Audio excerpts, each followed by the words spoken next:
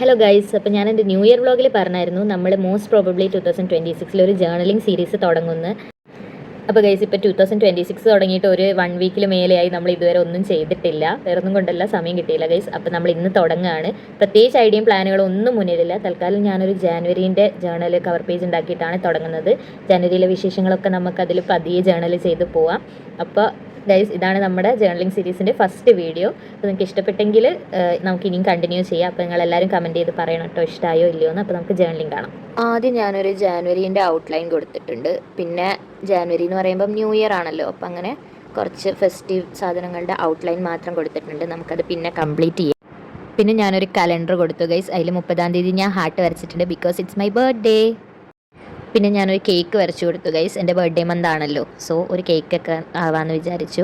അപ്പോൾ നമ്മുടെ ജേർണലിംഗ് സീരീസിൻ്റെ ഏറ്റവും വലിയ പ്രത്യേകത എന്താണെന്ന് വെച്ചാൽ, നമ്മൾ ഒരുപാട് ജേർണൽ സപ്ലൈസ് യൂസ് ചെയ്തിട്ടോ അല്ലെങ്കിൽ ഒരു ഭയങ്കര ഫാൻസി ബുക്ക് യൂസ് ചെയ്തിട്ടോ ഒന്നും അല്ല ജേർണലിംഗ് ചെയ്യുന്നത്.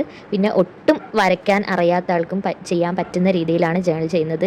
അപ്പോൾ ഇതാണ് ഗൈസ് നമ്മുടെ ഫൈനൽ ഔട്ട്ലൈൻ. ഇതിനി നമുക്കൊന്ന് കളർ അടിച്ച് വൃത്തിയാക്കി എടുക്കാം.